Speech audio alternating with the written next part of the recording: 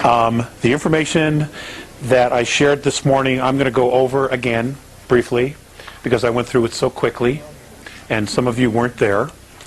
But essentially what we're going to be doing is we're going to be talking about the 22 races. And the book that will be ready this spring is going to be called Defending Sacred Ground 2, ET 22. Okay? I've been wanting to do this book for 10 years. And now it's time to do it. And the reason it's time is that there's so much going on in our solar system that we all need a scorecard. And I just hope to be able to share the knowledge that's been shared with me as to who these beings are and how they relate specifically to Earth, to us. In a nutshell, we are a composite of a lot of different races, 22 to be exact. It is a physiological fact that there are 22 different body types on the planet. And that is the result of the extraterrestrial races. I cannot share everything that I have in 2 hours because I am sharing the stage tonight with Mike Russ. But I will be around, okay? I'm definitely going to be available, and the information every couple of weeks, you check the website, the information is going to be put on the website. Okay, so you will have it as soon as it's done and it's proofed and edited. All right? There'll be a hardcover or a bound book version of that, but by then you will already have the information. If it's something that you wanted to purchase at that point to give to friends, it'll be available. Okay, but it will be for free nonetheless. Okay. I'm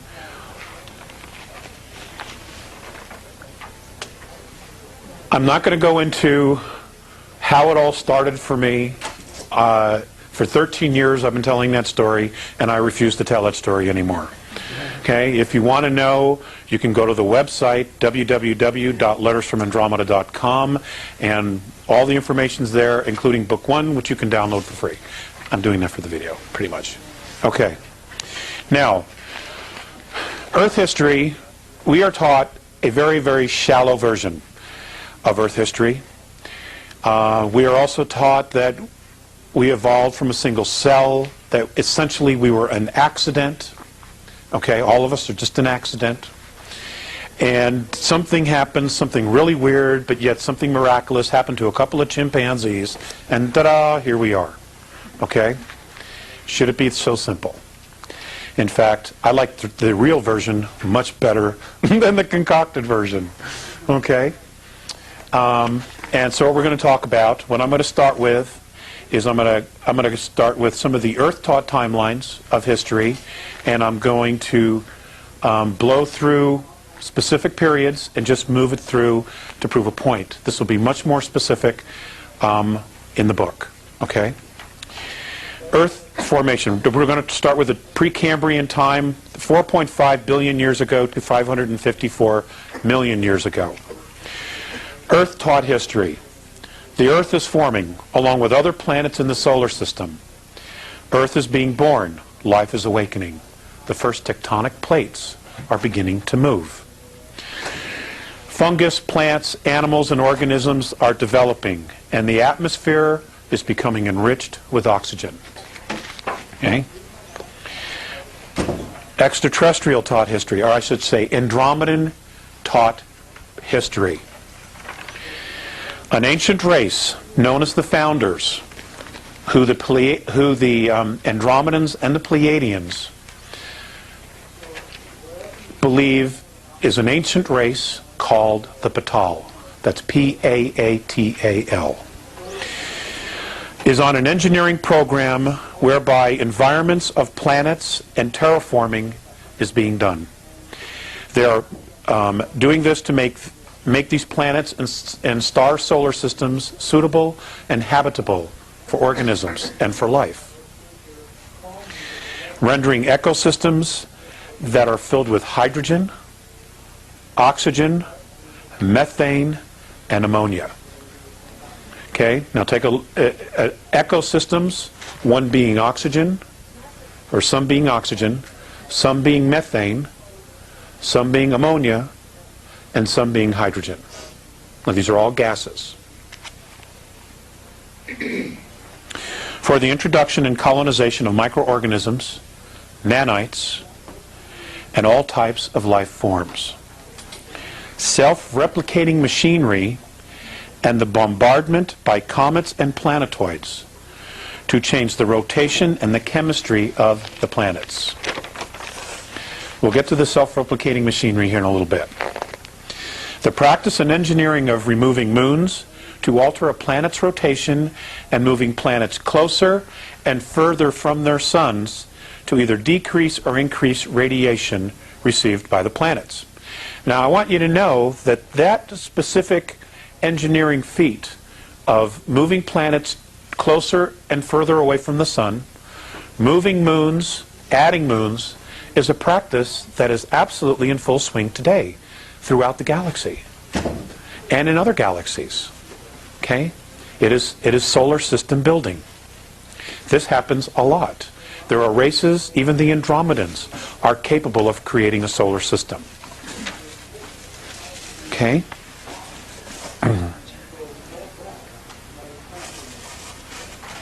All projects, it appears, were designed to render many star systems and many planetary bodies habitable for organic life. Small machines have been discovered that were built so long ago that no one really knows for sure who built them. They cannot be replicated, and no one knows exactly how they were built. Now, I'll give you an example of the Andromedans. The Andromedans are approximately 43 to 4,500 years more advanced than we are technologically. Now, that's in our years. All right? Now, in our years here, I need more leash.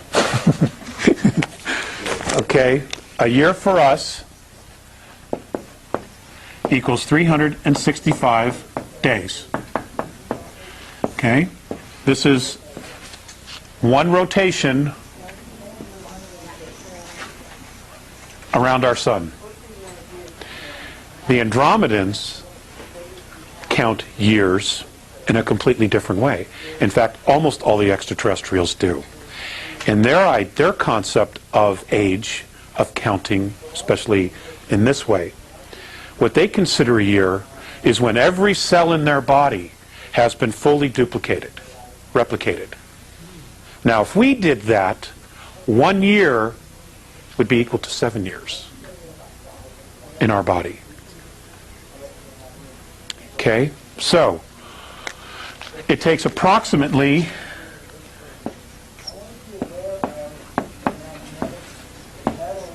34 years for their bodies in our time to replicate every cell in their body in our time. Okay? So it's hard to give you exact dates of when they say something happened to put it into our timeline, okay, of years. Okay? Because in reality, if I say it was 4,000 years ago, then it's a lot longer than that. Okay? But they've had a very hard time explaining to me exactly in our Earth time because they don't deal with the concept of time. You know? They just don't. All right? So, but I'm giving you these numbers in Earth years just to give you an idea of how vast our history is. Okay? Now, amazingly, these machines still work. The machines do not have a name in the English language. Okay?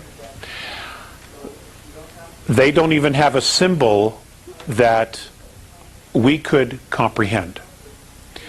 So, it's been explained to me that it is considered an antimatter machine. Okay? It creates matter. It creates molecules, which then create atoms, which then creates physicality. And these are actual machines. They're like computers, where you can program it for what you want, and this machine will literally bring it forth and manifest it. And there it is, physically there. Okay? Now, if each one of us had one of these machines, it would be like winning the lottery every day. You know? Mike likes to do VWs. He could make himself a new VW as soon as the new models came out. As soon as he knew what he wanted. Okay? I could create a babysitter. You know? So that my wife and I could go out. Okay? And that's what now, apparently there are 7 of these actually working, and 7 different races have one of these machines. Now, these are archaeological finds, discoveries, these atom-making machines, for lack of a better word. Is that on the Earth? I'm sorry? Is that on this There is one on the planet. There is one here. Yes, there is. What? Is that the one on Jerusalem? No comment. No comment. Do you know where they were found? Nobody knows. Absolutely nobody knows. It turns out that, well, let me just finish reading here, okay? And because all this will come out. They also discovered advanced building complexes, very large machinery, and complete terraforming ecosystems. Earth-like organic life is much less common than hydrogen gas ecosystems in our galaxy because we are limited, oxygen O2 ecosystems are limited to the geological presence of water. Okay, for O2 life forms, which is what everything is on this planet, there has to be water. So, the most precious thing that we have is our ecosystem, our biosphere. The second most important precious thing we have is, of course, the water. And when we get to Nibiru, I'm just going to throw this out there, the entire planet used to be fresh water. Okay? Our entire planet used to be fresh water. The oceans were salinated. Okay? And it was the Nibiru from the star system of Butes that did that because they wanted to control the water. Okay? They salted the sea. They salted the sea. That's right. So now all you have is, at the time when they did this, there was only 4% fresh water, and they had total control over it. That's correct. What was the years again? That they did this? No, how long? 36 years? It took 36 years. 36 years to completely salinate the oceans. And it also gave time for all the life forms in the water to adapt very slowly. But we couldn't drink the water after that. Okay? Is that 36 of our years? Of our years. These are all in our years. It's the only way I'm going to present this to you. Otherwise it'll get way too confusing. Okay? So, hydrogen ecosystems are much more abundant, as are methane, and because they are not complicated ecosystems. O2 ecosystems are very, very complex. The most complex in the galaxy.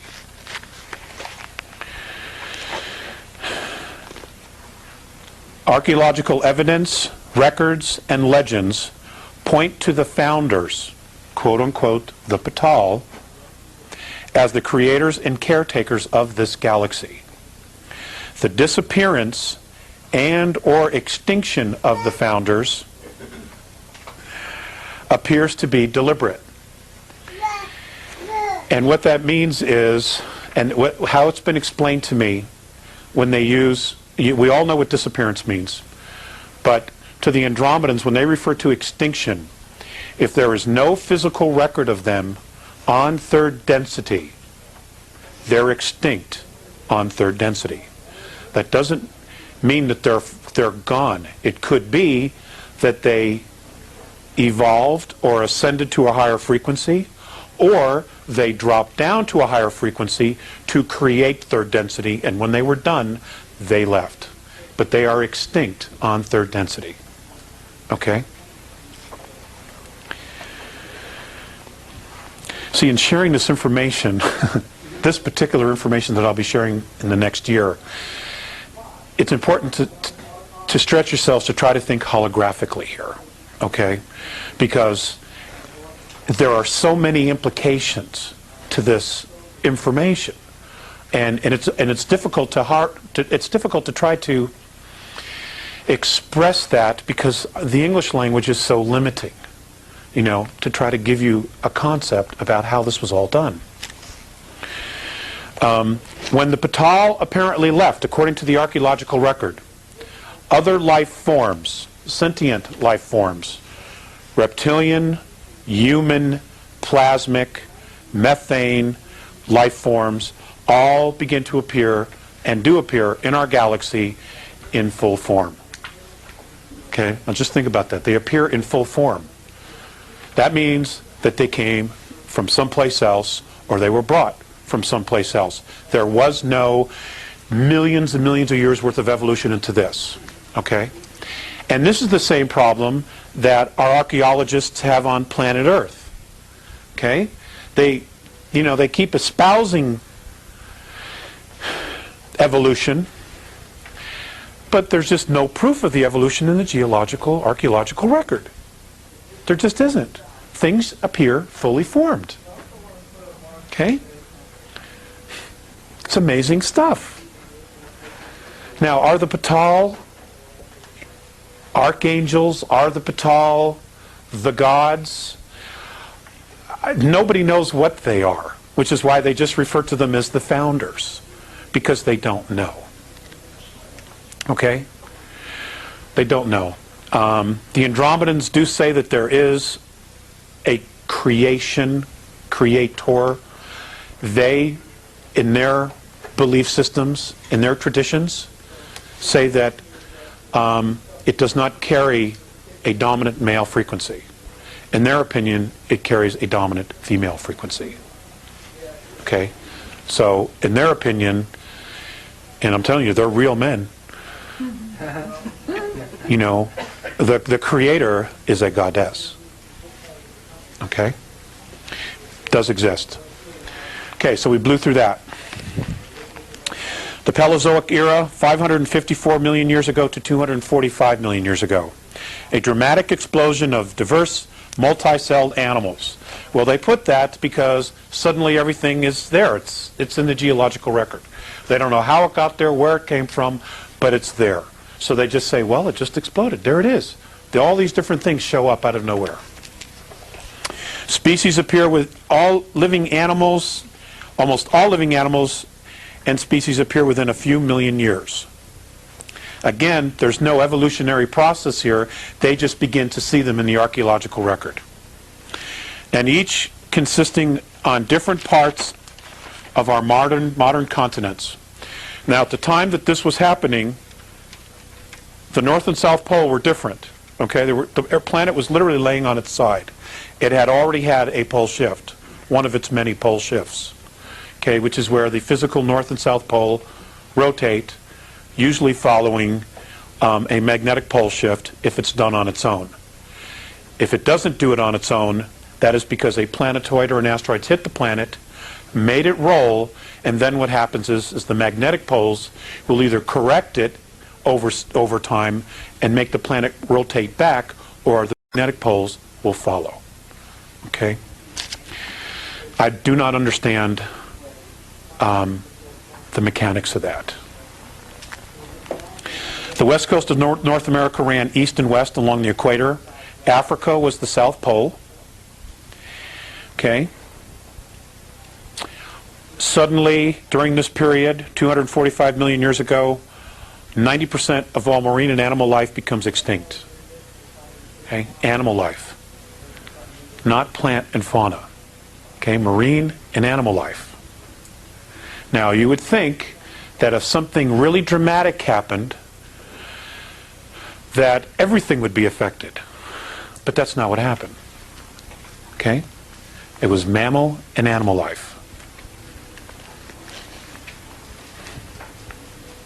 Okay. The same period, 544 million to 245 million. The ET history. The Andromedan ET history. Races in the solar system begin to develop space travel.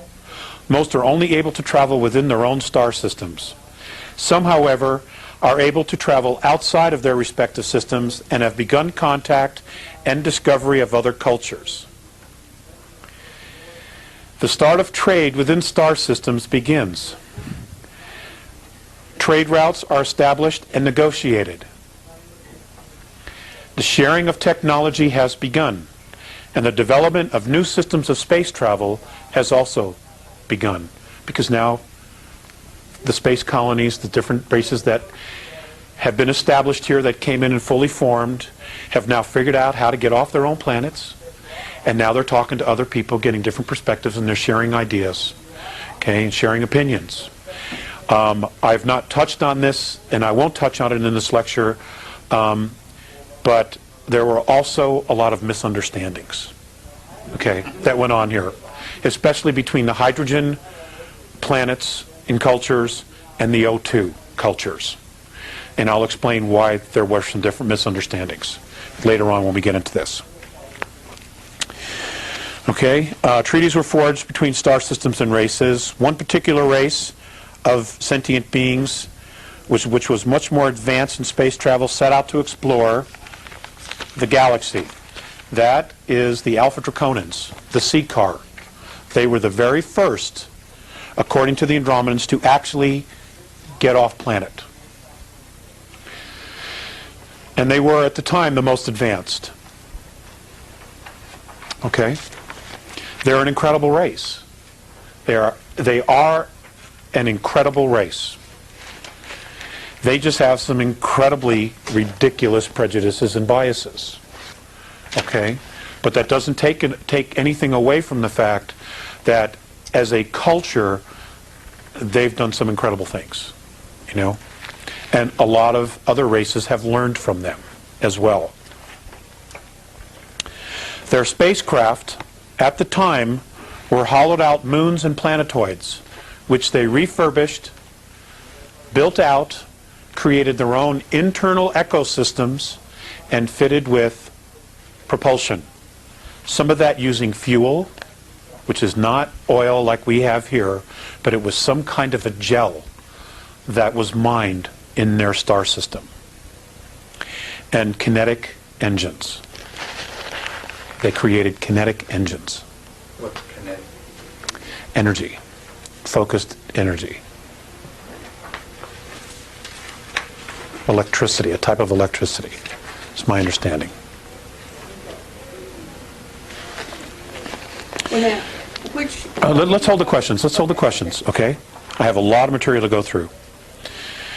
The Mesozoic era, which is 245 million years ago to 65 million years ago.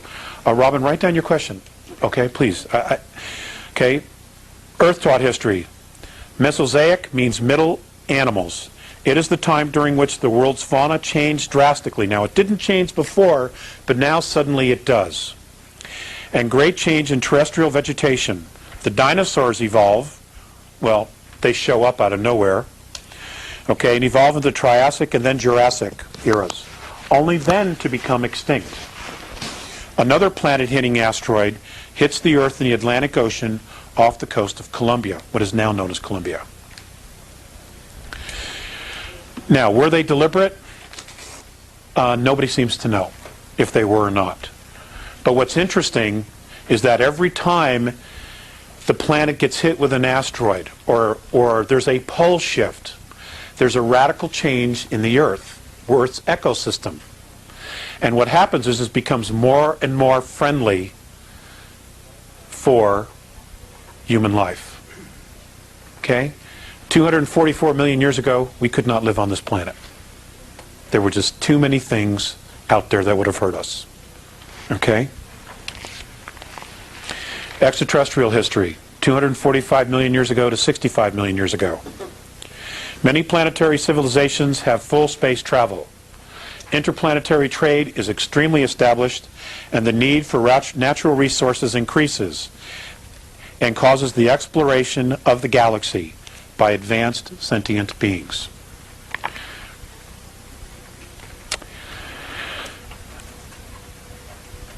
Space travel has been in progress and trade for over 17 million Earth years at this point. Okay? 17 million years. Look at what we have accomplished in 4,000 years. Okay? Look what we've accomplished in 4,000 years. Okay? And we know we've been held back, and we also know that there's technology that's been hidden from us. Okay? So, the most well-established star races are the C car of Alpha Draconis, or Draco, the Orion star civilizations, and the Lyra Vega star system. Colonization is in full swing. Many planetary alliances set up rules of colonization and are now reaching further and further out into the galaxy. So here, 245 million years ago, our star brothers, okay, our ancestors, because we're the sum total of 22 of these races, our ancestors already had space travel, and they were already setting up rules of colonization amongst themselves. Okay? That's just amazing to me. The discovery of space highways. Space highways are what our scientists theorize to exist as wormholes. Okay? They're space highways. The discovery of these is made during this period. To date, 17 have been discovered in our galaxy alone. 17 wormholes. Okay, and for those who don't know what we're talking about, this is our galaxy, the little dots of the stars, and what you have are tunnels that go to different parts of the galaxy. Just to give you a little example. And it's believed, or our scientists theorize, that if you can tap into one, you're on the other end of the galaxy in almost no time, in a blink. Or like the movie Stargate. Okay? That's the idea. Several of these connect to other galaxies. Okay, so, and we all have to assume that at least one of those connecting tunnels would be to the Andromedan galaxy, okay, which is over here. So you've got a hole here. Okay, now you have a way to get there in like zero time or incredibly fast, so that it's not a situation where you get in your rocket and by the time you get to your destination, everybody's dead because of old age and everything else. Okay? Because the galaxy is huge and it's expanding all the time. Okay. But as the galaxy expanded, many of these tubes of focused time, that's the Andromedan perspective of what a wormhole is. Tubes of focused time. I cannot explain it to you any more than that. Because I do have some notes that are still stored away in a storage unit in another state where they have had to be put for safety, and I've not gotten them yet. Okay? In fact, there's 3 boxes of notes. Just not even go there. Okay? These 7... I'm sorry. Some of these tubes have snapped. In other words, as the galaxy expanded, okay, there were breakages in these wormholes or space highways. No galactic races to the present time, and this is as of 11 months ago, Earth time, okay, knew how they were built, or who they built them, or who built them, and they can't be repaired because we don't know how they were built. Nobody knows how they were built. Okay? There is an assumption by many that the founders created them, which is how they were able to do all of the terraforming and echo building in the galaxy in preparation for life to be introduced here. There is an assumption that that's who built it. The truth is, we don't really know for sure. It could have been built by someone even before them. We don't know. Okay? Because according to the Andromedans, third density as we know it is 21 billion years old. Okay? The universe that we know of, which includes all the dimensions, is 21 trillion years old in Earth years. Okay? Which is a staggering number. Absolute staggering number. Okay, we're going to get to some slides here in just a little bit. Okay. According to Morine and the Andromedans, only 2 of the superhighways, the wormholes, have not snapped in our galaxy. Okay? So out of the 17, 2 are still fully operational. As trade increased, the spread of life forms also takes place. The experimentation of transplanting life forms and vegetation is in full swing. Okay, now let's go back to the dates. 245 million to 65 million years ago. Our extraterrestrial ancestors are now transplanting vegetation and life forms from other systems to other star systems. Okay?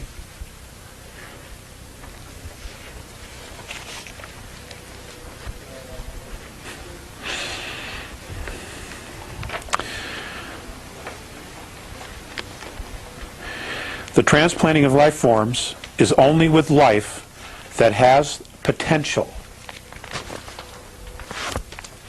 Now, what their actual definition of that potential is, I can't tell you because I don't know.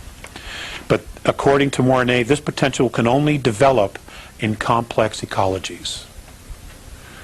And by far, the most complex ecology or ecosystem in the galaxy is O2, oxygen-based, which is what we are. Truly complex ecosystems only occur in a relatively small number of planets in the galaxy. Now that might be, several billion planets. But when you take into account, how many suns and how many actual star systems we have, it is in fact a small amount. Even though to us, we would say, my God, there's 200 billion Earths out there. I mean, that's a staggering number to us. But in the big scope of things, it's actually a very small amount, because the hydrogen ecosystems by far outweigh all the others. Okay?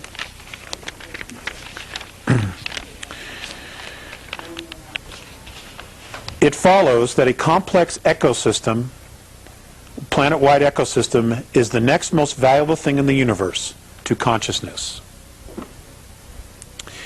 Species, however, come and go, but a truly rich biosphere will endure as long as it's not compromised. Dinosaurs, birds, and other life forms, fruit trees, are brought to our solar system and transplanted on the 3 ecosystems in our solar system. They are Earth, Mars, and Uranus.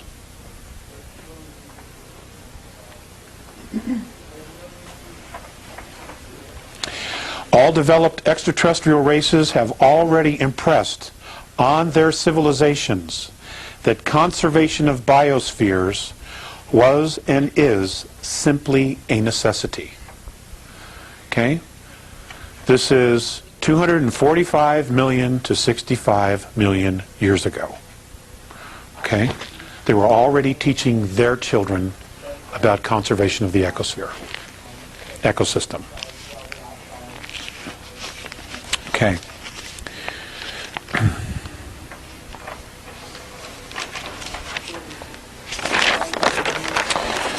The Cenozoic era, 65 million years ago to present. Okay? We're going to get through this and then we're going to get really down into some fun stuff. Earth taught history, sometimes called the age of mammals, because the largest land animals and mammals show up during this time. It is also the age of flowering plants, the age of insects, the age of fish, and the age of birds. Okay? Andromedan taught history. Our solar system is being visited more and more. 3 very complex ecosystems exist here already. Okay, we've already covered that. The first full-time, self-contained biosphere called an Eden. And I'm going to use that word because that's what the Orions called it. That's what the Draco have a different language, but that's what the Orions called it. That's what the Nibiru called it. That's what the Aldebarans called it. And that's what the Pleiadians call it. An Eden. Okay? Which is like a garden. It's a fully transplantable biosphere, having everything they need to exist somewhere else. Okay? Now,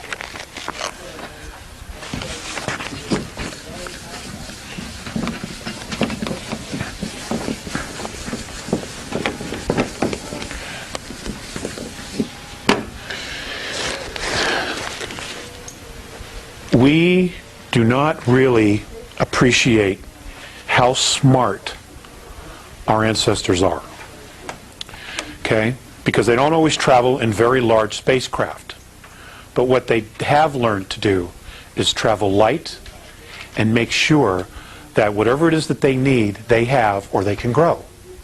Now, virtually every mothership has an internal ecosphere. Every one.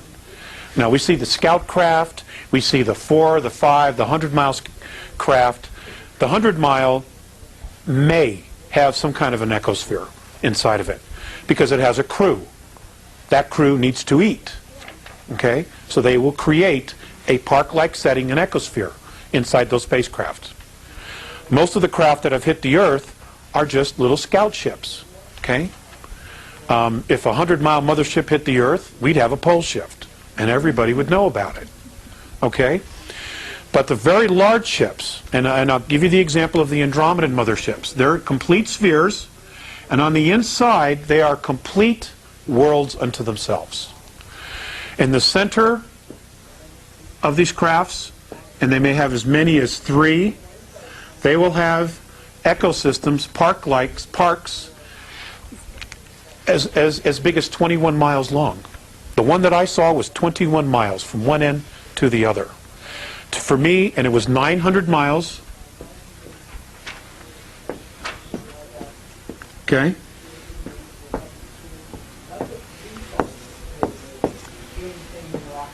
And for me to literally see every inch of that ship would take 25 years. That's how big it was. Had everything. Everything. In these parks, you could not even tell that you were in a spacecraft. You would think you were in a park, you know? Agora Hills, California, Rocky Mountain National Park, Central Park, although I wouldn't necessarily want to hang out there. You know, Central Park, but, you know, without the crime. Okay? And they're complete unto themselves. Everything is grown aboard the craft. So, when they come here, and they send a team down to the surface of a planet, and they say, okay, we're setting up we're setting up an Eden because we're going to leave you, a team of you here, to research the life, the plant life, the geology of the planet, the minerals, what it has. Okay? What they do is they literally drop, can be as many as 12 type of cylindrical antennas. They plant these antennas down into the ground, at least a mile into the ground, and when they flip these things on, they connect. And when they connect, when they turn on and they connect to each other, they create a dome. Okay? A dome. It's a frequency dome. And then all they do is they unload the plants, they unload the fruit trees, everything they need, and this biosphere is exactly to match their physiology. Doesn't have too much oxygen, doesn't have too much carbon. It's exactly what they need. It can even be hydrogen. Can even be hydrogen, because what it means is then once they leave, they just wear a spacesuit and they can go out and do their work. But when they come back from doing their work, they enter their biosphere, and it's like living on the home planet. Okay? This is what I'm talking about. This is what an Eden is. Okay? This is what Richard Hoagland's been talking about all those years with the dome structures. This is what he's talking about. This is what these things were for. Exactly. Okay? It's good stuff. God, it gives me the chills. Okay. The very first one was founded in North America, what is now North America. Okay? Along what is now known as the New Mexico-Arizona border. And it was founded by and established by the CCAR, which are a hydrogen-based life form. Okay? So they had to have something like this. Now, hydrogen is a gas, okay? It's not something we can use. We can't, our physiology simply will not allow us to breathe and live in an environment like that. But hydrogen, the beings tend to be very large. They tend to be a little bit slower in movement. Their body frequency, the rhythms of their biosystem are much, much slower than O2. And the one thing about hydrogen-based life forms is that they cannot go faster than the speed of light in space travel. They can't. Where O2 have been known to go 4 times the speed of light. Okay? And that's been a real problem for the hydrogen-based beings. Okay? In lectures years ago, I talked about how prejudice is an extraterrestrial perspective. That's what I've been taught by Morine and Faseus. Okay? So all the prejudices we have, we've learned. We've formed some of our own, okay? But the initial not liking any of your own race was taught to us by these guys. Okay? Millions and millions of years ago. Okay. Now, this first Eden was created 899,701 Earth years ago. Okay? And this was by the CCAR in New Mexico, Arizona border. Okay? They still fancy the desert. They still fancy the desert, the reptilians. Okay?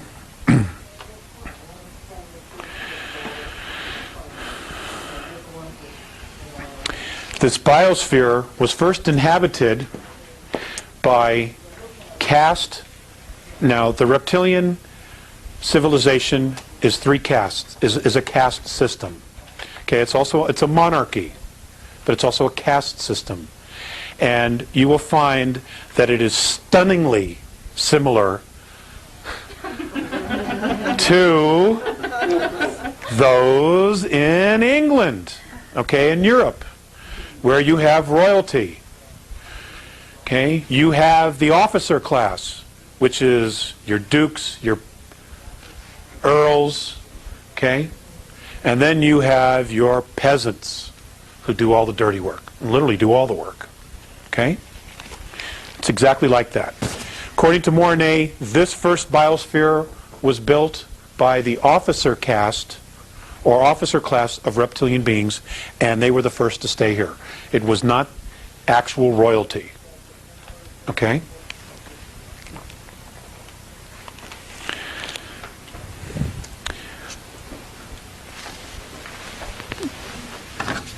Okay, everybody have this? Okay. Several thousand years later,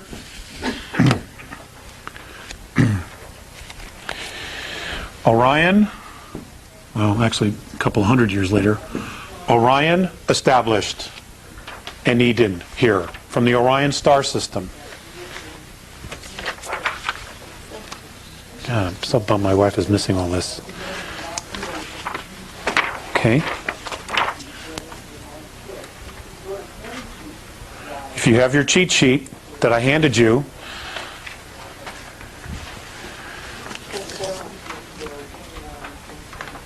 huh?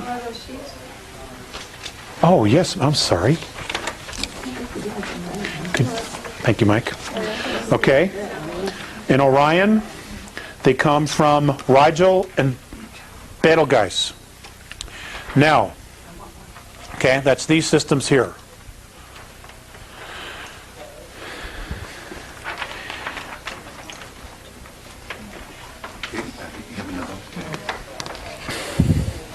It's okay, I'm glad I brought extra. Now, Rigel, the star we call Rigel, the Orions, their name for this planet, for this star system, is Cyclopesis. In their tongue, it is called Cyclopesis.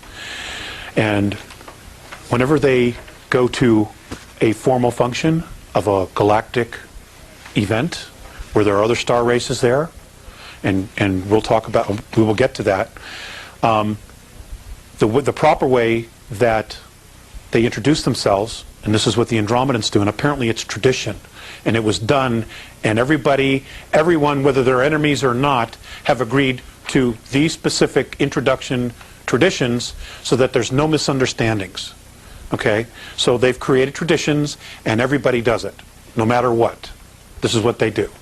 You introduce yourself, you give them your full name, any rank or office, and the star system that you're from. So, Alex Collier, father, because I don't have a rank or an office, okay? Sol system, Terra 3. That's how I would properly introduce myself, so that whoever it is that I'm introducing myself to knows who I am and where I'm from. Now, if you're an extraterrestrial, you're all talking, most of them are telepathic. So therefore, they're giving the same information, but as they're giving the information, they're also flashing star maps because that's what's in their head, you know, and the other races immediately acknowledge that because they get all that, okay? Okay, Orion established their first Eden in what is now called, I'm going to write this down for you, Uramani, China. The date, 763,132 years ago.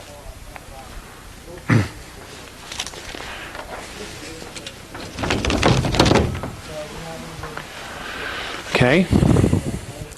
Shortly thereafter, Capella, also part of Ursa Major, Ursa Minor. The Capellans established their first full operational Eden 741,237,000 years ago.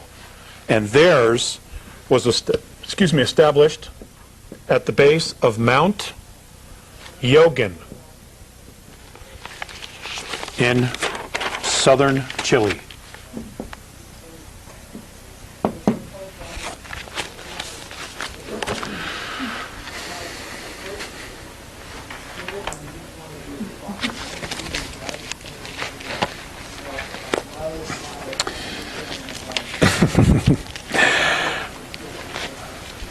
Next, are the vegans. Now this is not a plant-eating race. I just want to explain that. Okay, they're from Vega. They're also known to us as the Lyrans, who are literally our human ancestors. Okay, they established their first colony 701,655 years ago in North Africa, along what is now known today as the Libyan and Niger border. Okay?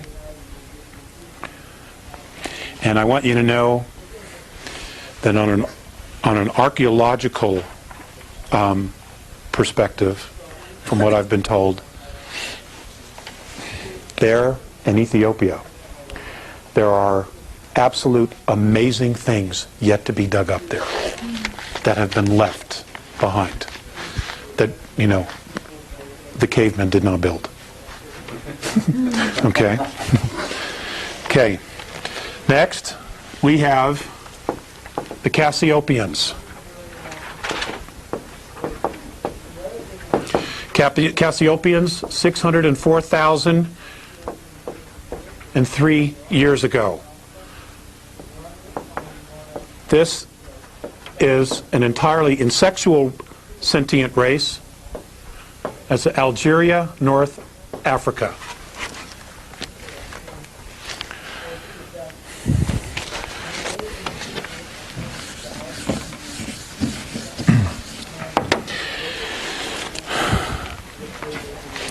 And I'm just going to do two more, and then I'll just read the rest. Do we thank them for talking?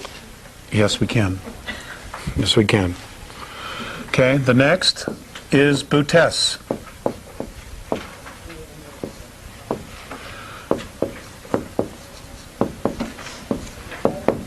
Nibiru, we know them today. They established their first Eden 585,133 years ago in Cairo. What a shock, what a surprise. Okay, Cairo, Egypt. And then Orion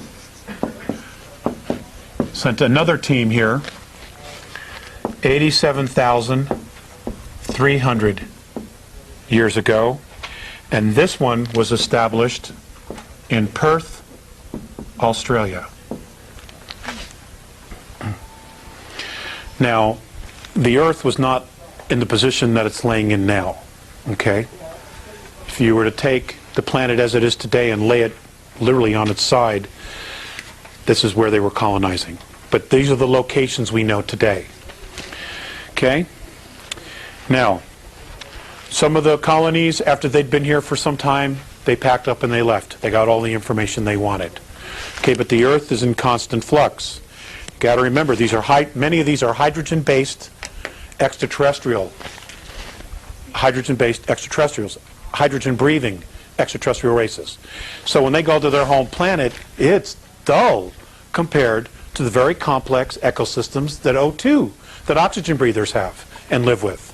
Okay, so they're extremely fascinated, and according to Mornay, what they were trying to do was to not only study the vegetation and life forms here in oxygen breathing ecosystems, but they were also trying to genetically manipulate them so that they could take them home and make them hydrogen. That's what a lot of this was about. Okay? This is where, you know, they became geneticists, master geneticists, is trying to convert O2 life forms to hydrogen life forms. Okay? Because we're blessed. Oxygen breathers are blessed with very complex ecosystems, very magnificent ecosystems. Okay. Lyrans, again, came back 83,400 years ago. Has anybody ever been to Basque Country? To the Basque? Right. Their language, nobody knows their language, where it came from. It's an ancient Lyran tongue that has survived. It's extraterrestrial. In fact, all of them are. But that one is really, really still close to the original tongue. Okay? Orion came back again, 73,414 years to Mount Neblina on the border of Venezuela and Brazil. Now, 71,933 BC, Lemuria is founded as a collective colony. Many of these races decide, okay, let's just pool our resources. And they move their Edens to a continent in the Pacific. Those star nations were the Lyrans. This is who founded Lemuria. Sirius A,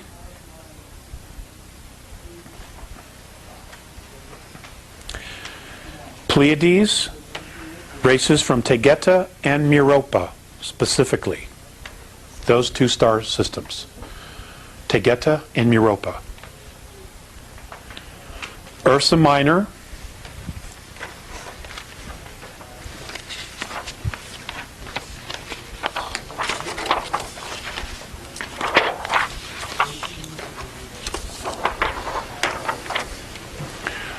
okay, this is the Lyran star system. And you have your cheat sheet. Okay, tells you where the races were from. Okay, we were all fascinated. Everybody's fascinated. Well, I'm not, but a lot of people are fascinated with the Pleiadians. Okay, so we'll leave that up there because we're going to talk about them in a little bit. And Butes, which is Nibiru. This is 71,933 BC. Okay, Lemuria is established as a collective colony. So now everybody's working together. Okay? Good sign. That's a good sign. Okay? It didn't last, however. 57,600 BC. Atlantis is founded. Now, somewhere between the establishment of Lemuria and the establishment of Atlantis, the Pleiadians get pissed off and they leave. Okay? A misunderstanding. They come back. They come back to the star system. And Atlantis is founded 57,600 BC. It's the Pleiadians again, the Nibiru, Antarians, the Hyades, a group from Sagittarius, and the Andromedans make a guest appearance. Ta-da! Okay. Do I need to read those again? Yes. Okay. Atlantis, Pleiadians, Andromedans, Butes, which is Nibiru. But you might as well know where they're from. Aldebaran, Antarians, Antarians, the Hyades, which is right here, and Sagittarians. With the exception of Nibiru, all of these are O2s, okay, that established Atlantis. O2 breathers, with the exception of Nibiru. Some of them, of the Nibiruan tribe, are oxygen breathers, okay, because they come from Sirius, okay? But those that come from Butes are hydrogen. But they can still operate and function as long as they wear a helmet, okay? So, 31,017 BC, Lemuria is destroyed in war. Exact date is 31,017 BC. 27,603 BC, Atlantis is destroyed. For which? Okay, Lemuria is 31,017 BC, and Atlantis is 27,603 BC. When you were given the dates before, you didn't do BC. You said that many years ago. I'm adding BC. It was in my notes, I just didn't do it. I was very quick in running through my notes this morning. You did mean BC. Yes, ma'am. That's what I meant. So I apologize for not being You just add 2000. being more specific. Okay. Yes, I take full responsibility for that. Okay. Now, I'm not going to go into, the who's and the what's and how's and why they destroyed each other. But again, let's just kind of go to the cheat sheet here. Actually, let's not. Let's just do this. Let's do this. I'm going to... Actually, I'm doing pretty well here on time. So...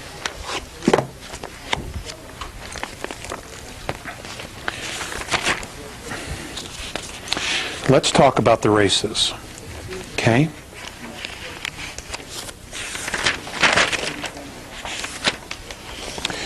Let's talk about the sea car. Alpha Draconis, the ancestral line of the reptilian races in our galaxy. The sea car themselves, according to legend, do not know exactly where their home system is either. That's how big the universe is, or the galaxies are. Okay, the universe. Okay, that's how big it is. According to the Andromedans, there are 100 billion galaxies known and mapped in the known universe.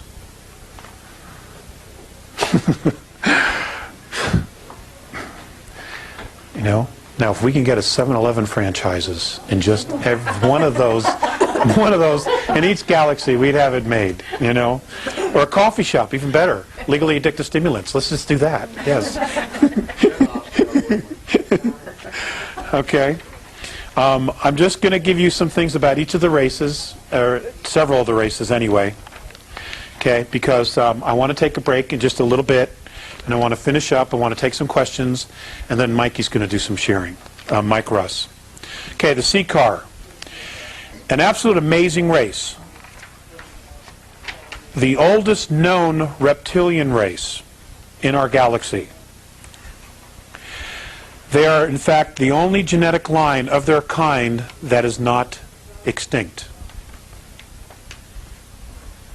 Now, when we talk about that's extinct, they have found remnants of others that came after but were extinct.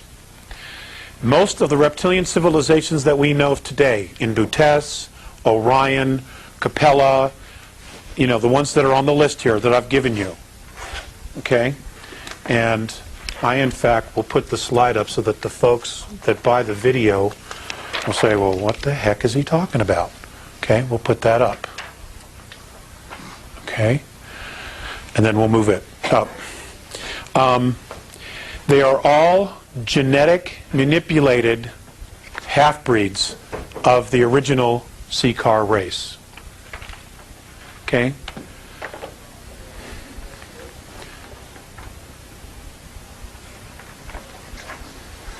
Okay? So, just so that you understand that. They stand 18 to 25 feet tall and can weigh up to 2,500 pounds. They're like Tyrannosaurus rexes. They're monsters. Up to 2,500 pounds. They have black, leathery brown scaled bellies. They have multiple abdomens. They have whiskers along their chin and jawline. They had a mating claw and multiple tongues. I'm going to give you some very specific information.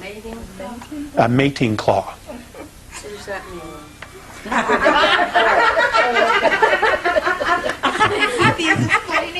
Honey, Robin, you need a mating claw. Well, we'll find somebody that's got a mating claw. And multiple tongues. Okay? They lay eggs. And what is called a battle hormone is used to accelerate the birthing process. Uh-huh. They're male and female? Yes. They are a duality. This is why ancestral females did not participate in war. It's because if they did, there wouldn't be anybody there to help with the eggs. Okay? They also have to be there to secrete this hormone. Okay? I'm only sharing with you what I know about them, okay? I'm sure there's a lot of questions. Okay. Did not participate in war. Stronger young females were expected to defeat and kill older and weaker leaders in ritual combat. The Seeker race is ruled and managed by genetic lines, genetic lineage. And genetic lineage always follows the mother, because you always know who the mother is.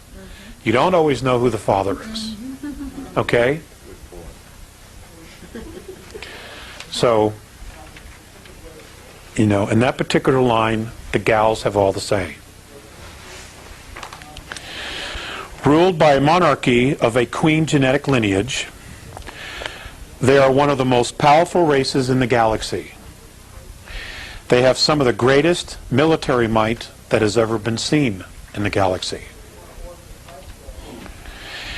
And most of the clan members are zealots and will do anything for the glory of their clans, of their lineage.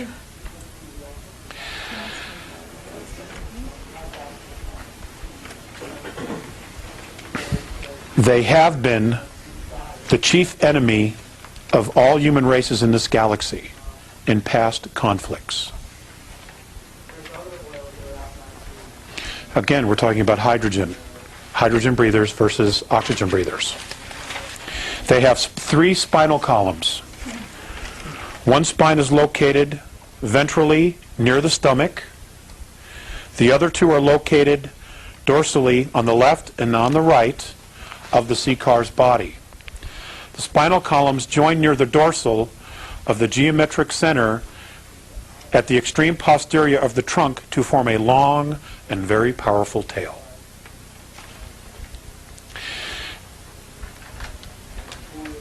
Inside of the hands or claws of the Seeker are jelly-like sacs that excrete various hormones and substances when the Seeker is aroused, either for sex or for battle. The primary purpose of these enzymes is to initiate encrusting of sperm.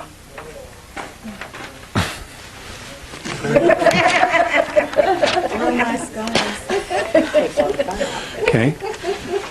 You know, hey, you know, there is an amazing amount of life out there, and you know, they look at us and they think we're beasts as well. Honestly.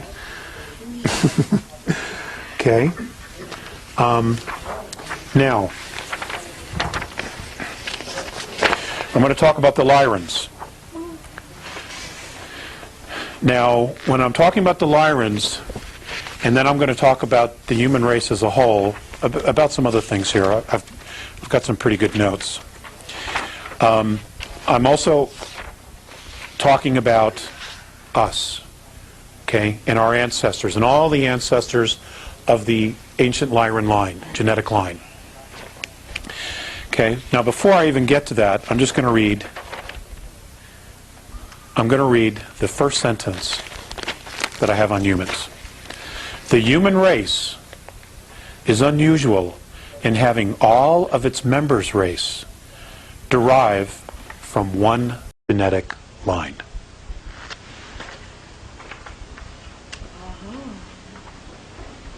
Okay? That's an amazing thing. That is an amazing thing.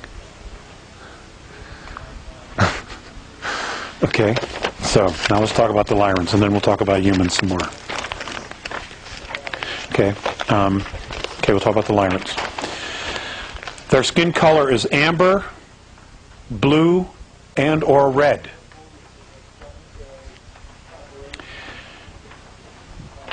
The color of the stars in their planetary systems is what caused their skin tint to change. Okay, depending upon the frequency and the UV ultraviolet scale of their stars. Okay?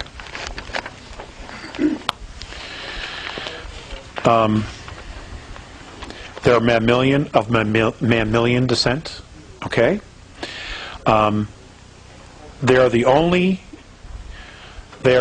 human race to have full empathy senses and full psionic abilities, and have experienced quantum probability control. I'm still working on that. Okay? Well, you understand these are extraterrestrials who know what this all means. Okay? Okay, I'll read it again. They were the only human beings to have full empathy sense,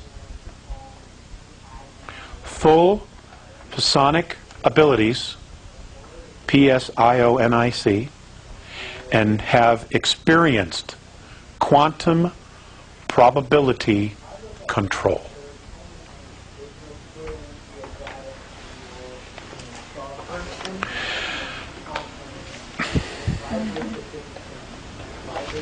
Okay.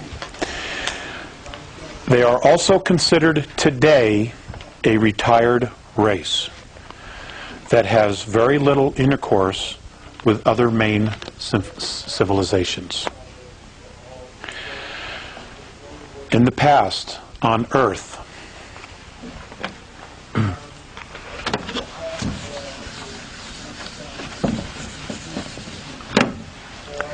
they were known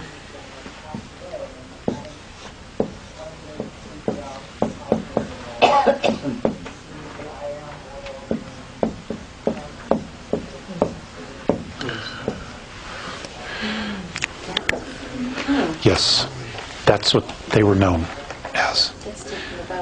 I can't read your writing, I'm sorry. Oh, I'm sorry. Bodhisavita.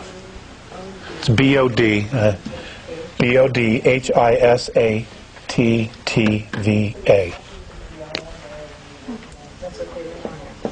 Yep.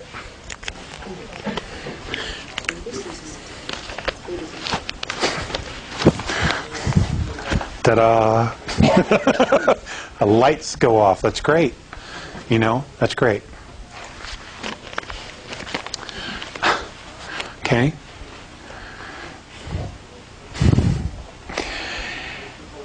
They have been known to monitor and provide guidance for some planetary systems. Some planetary systems today see them as their protectors and guides. They're worshipped, in other words. What's interesting is that the Lyrans prefer to live on ringed worlds.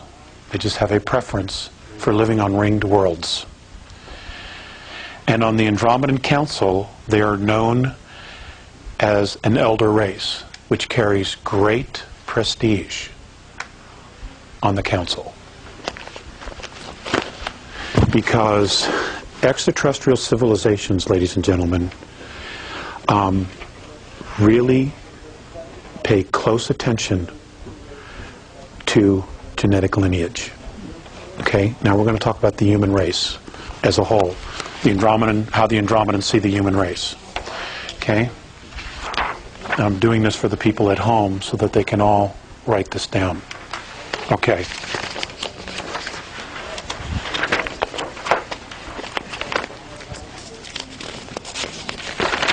Some of this will be a little bit familiar because I've touched on it, but we're going to talk about it again. The human race is unusual in having all of its member races derive from one genetic line. This accounts for the remarkable causal interactions, casual interactions of the great human civilizations. But for better or for worse, human galactic civilizations, even if they compose a single clan, have diverse evolutionary histories. Okay? Each culture is very different in the way that they've evolved. Okay? Not as a species, but as a culture. Okay? I want to be specific to that. And misunderstandings and conflicts have occurred. Traditions exist to minimize the likelihood of misunderstandings and to lessen the negative consequences of any miscommunications that might occur. So they put in place, they were sentient enough to know that they needed to put things in place to try to minimize human versus human war. Okay? Well, not on this planet. No, it didn't. You know, and I think they're still working on it. Okay? In addition, the behavior of individuals does reflect on the species and the clan. Okay, now this is an Andromedan race, an Andromedan human race, sharing this with us. Okay? That individuals, the actions of individuals of those races, does reflect on the entire clan. Okay? None are faulted for polite or proper behavior. Informality is always at risk of being misconstrued or miscommunicated. The traditions of human interaction were developed by the ancestors over the ages. When an elder race insists that a new civilization observe traditions, okay, an example, the Andromedans come down, they introduce themselves, they say, okay boys, it's time to go to the show. Okay? It's time to go to the show. What happens is, in the show being the Andromedan Council, we are being asked to be invited to the Andromedan Council. What they will do is they will teach us the tradition, the proper way of introducing yourself, of acting before all these other civilizations. Because you will be misinterpreted if you walk in, hey, oh man, what's happening? You know, it'd be completely misunderstood. Okay?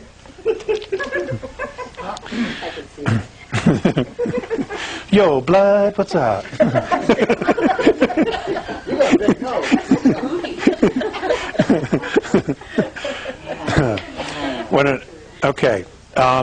That a young civilization observe traditions.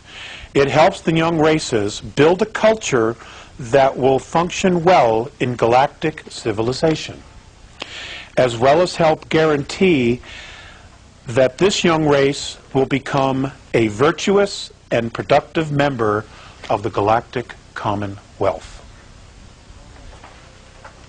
That's exactly Mornay's verbiage. I took it word for word.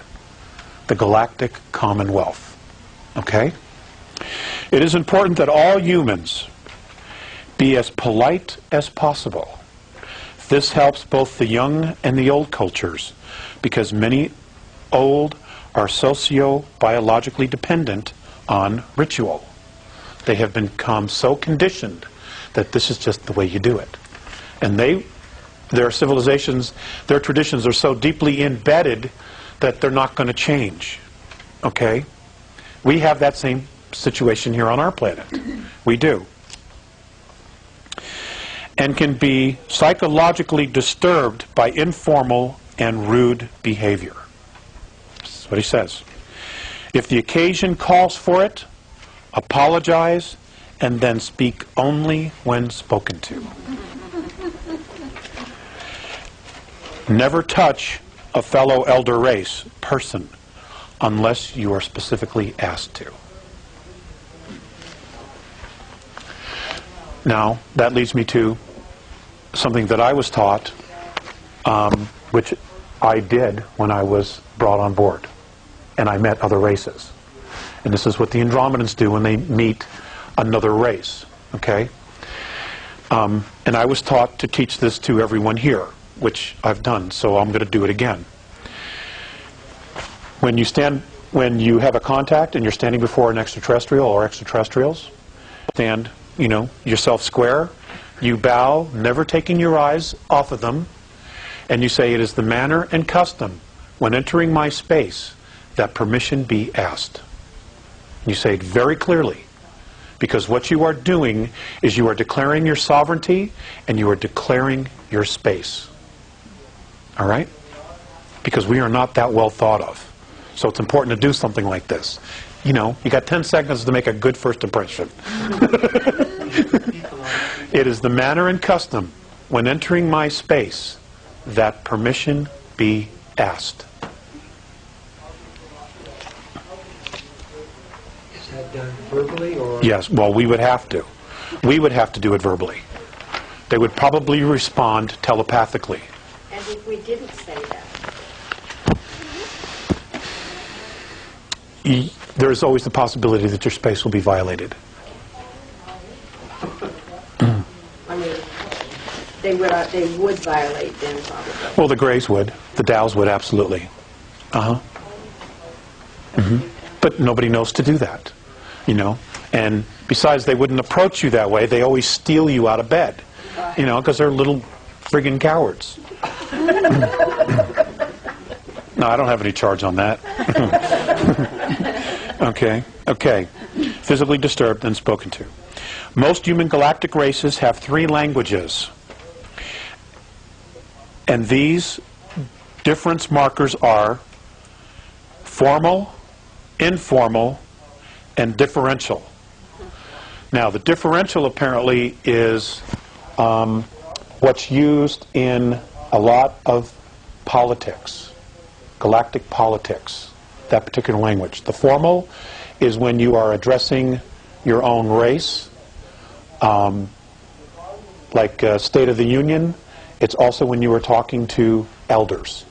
If I'm a young person, I'm a young Terran, and I'm addressing an elder of my race, I'm to use the formal. Okay? The informal is informal. Yo, blood, what's happening? Okay? Okay.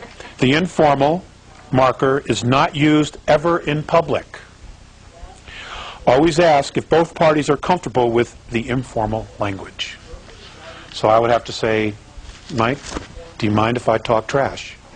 And Mike would have to say, sure, man, talk trash. Okay? And then we're both agreed and I can talk trash. It's probably a bad example, but okay. The informal marker is always used, the formal marker is always used in public because you always want to regard your partner in conversation as worthy of respect.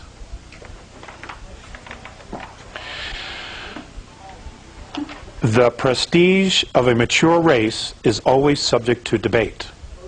The general rule of respect, the general rule is the first measure of the general rule of prestige is number 1, the age of the race. Okay? The age of the race. The second index is the race's lineage. Okay, it all comes back to genetics. The third index is the number and size of the race, or the clan, or the tribe. Okay? In standard introductions, always include identification by full name, species name, any relevant titles, and your home planetary system. Which is the clan. Yes, which is the clan. Okay. Name, rank, and Serial number. Name, rank, species name, and planetary system. did you say we're Earth, Terra 3? Earth, Terra 3. Or Sol, S-O-L, Terra 3. Because our star is known as Sol. We are Terra, which is third planet, okay? Third rock from the sun. Now, if you were in Mars, you would say Sol, Terra 4. Okay? Okay. Okay, we covered that. I'm going to talk about the Greys. The Dows. D-O-W is how the Andromedans refer to them. You guys want to take a 5-minute break? Want to take 5 minutes? Okay, and then we'll come back and we'll continue. Are you guys enjoying this? Absolutely. Okay, great. I don't like it. Oh, hi. Okay, well, you're not getting your money back. Okay, cool. We're going to take a break. Joe? Where are you from? Yes. Reptilians are hydrogen breathing, and they can't survive on our surface planet. Some of the genetic, some of the cast, how do I put this? Yeah, the caste system. The bioengineered lower races have been engineered for O2. What about the royalties? They have to come here, they have to be in suits. Or some kind of a vehicle that can move along the surface. No, if we were able to get them out of their craft, they would die in a few short moments. Because we're hearing about all the reptilians. Right. Well, they were they're geneticists. They were bioengineered to operate within an O2 environment. Right. But they can't go home. They can't go to their home worlds. Well, they were specifically bred. Yes. Do we know where those two wormholes are, the drones? Do they know what they are, where they are? They are. Yes, they do. In the galaxy? Didn't share that with you. No. Exactly where they were? No. Knowing, because I would probably talk about it, and the first thing our military would try to do is do something weird, because they're not always sentient beings. I like that. Which one of the You races should is sell the a down? film right to this stuff, and Huh? money. Yeah, do a Should Richard make a Howland. film. Do a Richard Hoagland. Yeah, I've heard. Richard deserves a movie. He talks fast enough, He'll promote it all himself and Yeah. watch it all night. right? And he'll provide all the Well, that's okay. That's okay. That's all I think. Yeah, he's got some good information. And everybody's got pieces of the puzzle. Everybody's valued. Okay. Now, the question was, we're going to talk about the Dows. The Dows are the reticulans, number 7 on your list. Okay, let me change this. DOWS, exactly right. Like Dow Chemical Company, that's exactly right. Okay. Okay, for those of you at home watching the video, okay, the Andromedan word for this particular race, when tweaked and converted into English, is Dows. Okay, they're known as the Dows. Militant race, known to be very hostile to humans. Humans have never been able to successfully negotiate with the Dows. Okay?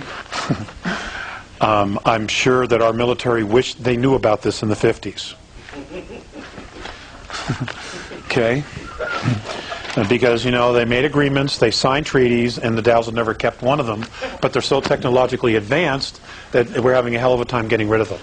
Okay? When you say human, you don't mean just dinosaurs. No, humans. If it was if Morne meant specifically Earth, he would have said Terrans. Okay? But apparently everybody's had a lot of problem with them. Okay? They are known in the inner circles as a pain in the ass. Okay? That's informal. That's informal, yes. I'm sorry I didn't ask for permission to be informal. consider his family. I do, actually. I love the small settings. Most avoid them at all costs. They have little empathy, if any at all, for human races, and believe that unworthy species will one day be exterminated. They have participated in all wars of enforcement. I want you to hold that thought. I want you to write that down. Wars of enforcement. Okay? Because we're going to come to that. We're going to come back to that.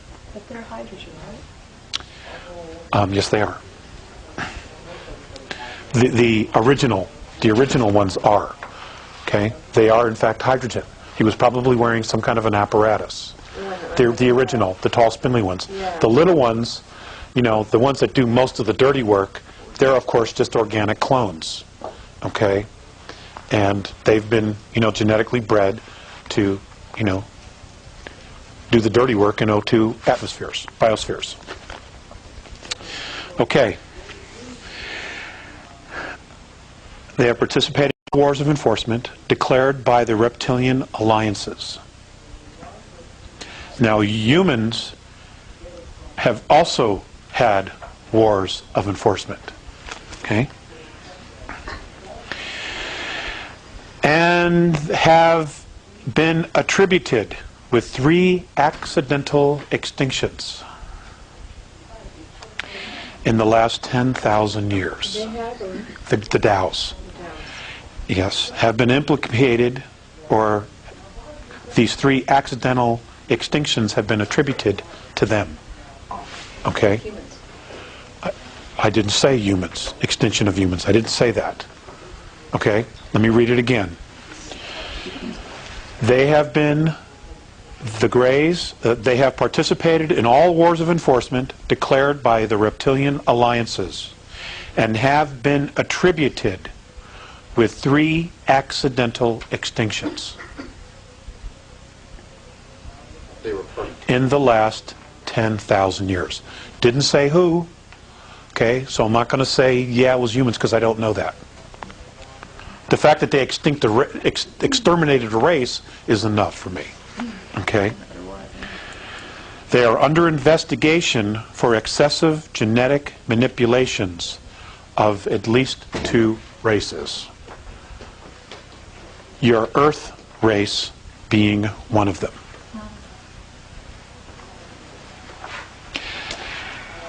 And something else he added as an afterthought is that they do not experience childhood. It's probably why they're all tweaked. Okay? They don't experience childhood. Okay.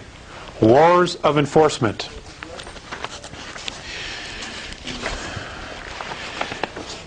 In the human race, a war of enforcement is where someone, whether it's a human race or a reptilian race or a hydrogen breather or an oxygen breather or a methane breather or an ammonia breather, if they cross the line and do something so severe, they will literally go to war to enforce a punishment, to enforce something, a restriction. They will do that. What is going to be happening here in our solar system in the next couple of years is being classified as a war of enforcement. Okay? It's not a police action. They're coming in to kick butt because they've crossed the line. And we're not the only star system. You know, there are 21 other star systems that are having the exact same problem that we're having. This is where you talk about them getting kicked out. Yes, that they want all regressive presences off our system, off our planet and the moon. They want them completely out of here. End of story. They want them out of here. Now, if it's true that the moons of Mars, Phobos and Deimos, are no longer in orbit around Mars, and that they are in fact in orbit around Earth, then something really major is about to happen. Well, couldn't I see them? Apparently people do. Apparently people do. People are taking photographs. They are. People are seeing it. I myself have not. You know. But I live too close to Denver, and there's just a lot of city lights. But there are people back east who say they're seeing them, or people in Europe who are seeing them. You know, who said they've seen it. The solar eclipse in Turkey several years ago.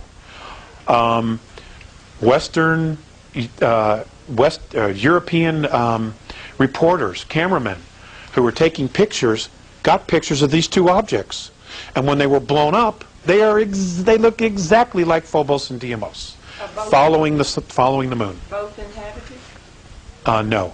Well, yes, they are. Yes, they are. Well, there's both spacecraft. They're both spacecraft. Base for some action. It's a spacecraft. It's an old hollowed-out planetoid, converted with an ecosphere on the inside and propulsion on the outside.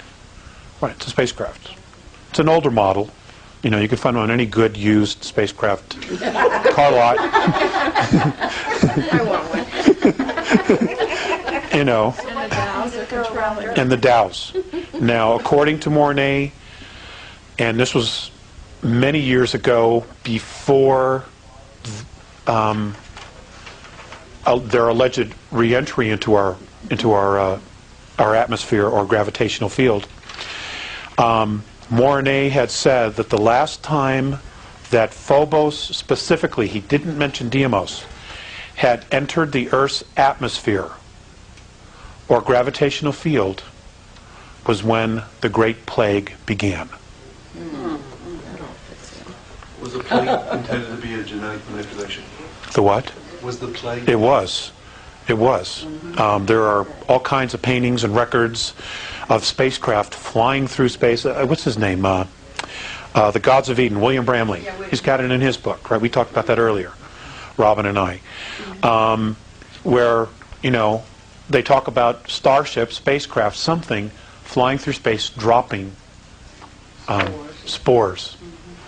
Okay? Weeding out. It's a weeding out. And this is the Dow spacecraft? Yes, the Dows.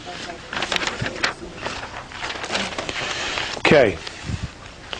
I want to cover a couple of the things before I get to some of the other races. Dolphins and whales. Okay, I'm going to lighten this up a little bit. Dolphins and whales in our galaxy are honored as sentient animals. They are brilliant philosophers and poets. Philosophers and what? Poets. Oh, really? Okay? And we think they're just big, dumb fish. Well, we know dolphins aren't. We're not sure about whales. Okay? But apparently they're absolutely amazing, amazing mammals. And have the admiration of many of the old races for their beautiful songs and storytelling. They have legendary stories of the whale dream, which is the cetacean race memory. So they tell stories about their lineage, okay, which they call whale dream. If the humans of Earth make extinct these species, they will have no standing in the galaxy. Star Trek. Star Trek. Then this is the only place. And you know, some of these guys, some of these writers, they're clued in. I don't know where they're getting this stuff, but they're totally dialed. Okay, and the same for dolphins. You know, we don't know their language, and it's an extremely sophisticated language. It's more sophisticated than the English language. You know, and it's apparently it's a trinary language, which is why we don't understand it, because we are so one-dimensional in our language. You know. Is this the only place they are, then? No. Whales and dolphins originated in Cygnus Alpha. Okay?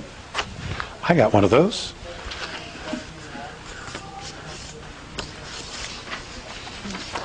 I'll tell them more about the dolphins. Huh? I'll tell them more about the dolphins. Okay.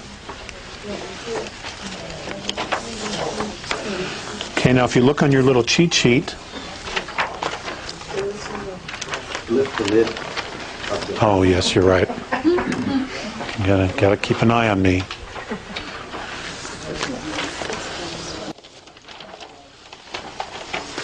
Okay, smaller star systems which orbit around the central suns of Deneb, Sadar, Guinea, and Alberia are where they come from.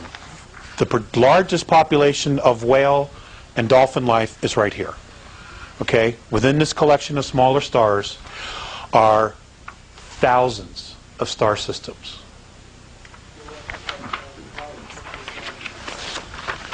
Why were they brought here?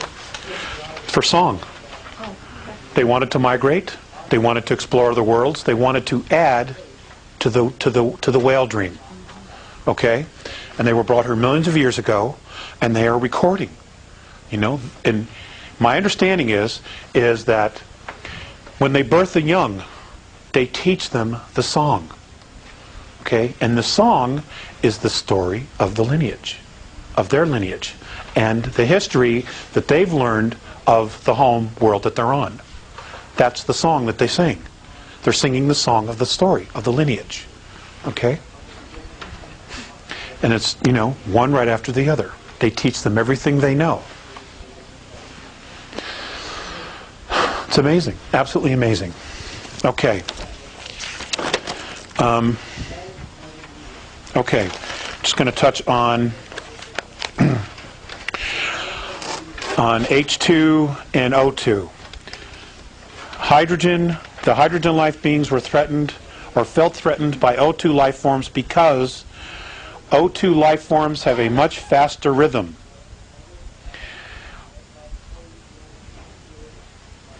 Hydrogen can only travel at near space light speeds. They cannot go beyond that. Okay? O2s can go much faster, as fast as 4 times the speed of light. H2s are much smaller and slower and more numerous because of a higher frequency of suitable biospheres. Okay? We talked about that earlier. These are just some notes, random notes. There is trade between the two, between hydrogen and oxygen breathers, but very disastrous wars have been fought between these two civilizations in the past. The Andromedan Council, now I want to preface this again, okay? The Andromedan Council is held in the star system of the constellation of Andromeda. And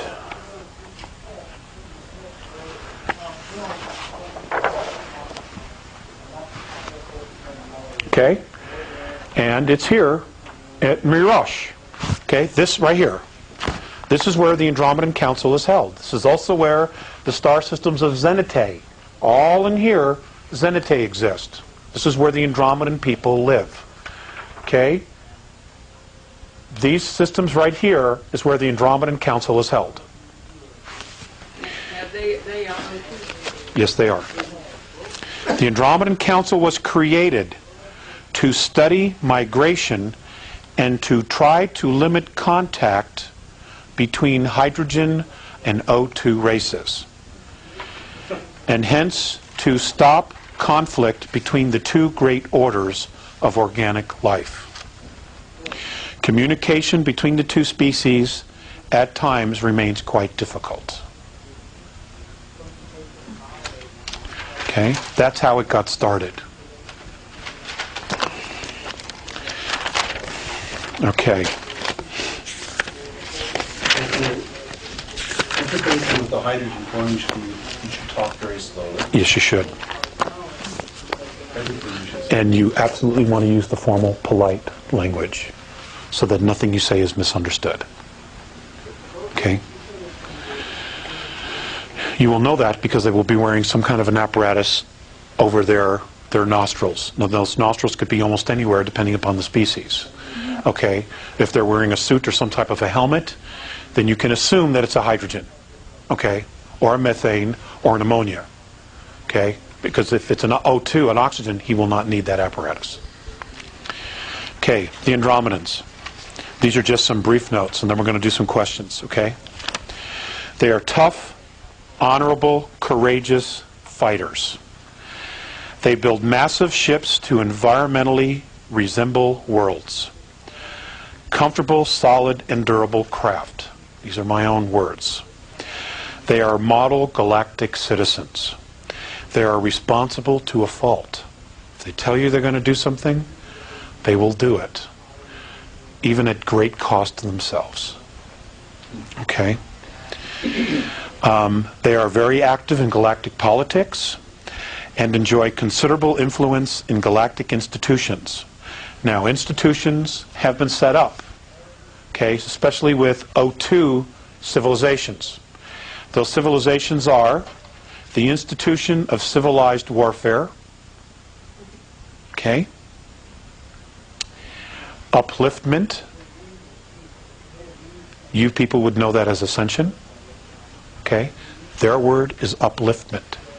They don't use the word ascension, okay, and we'll talk about that in a minute.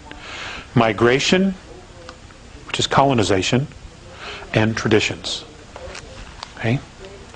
They are very patient, thoughtful, and above all, careful.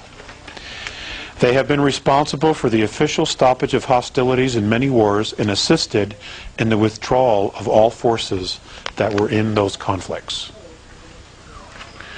Okay, upliftment.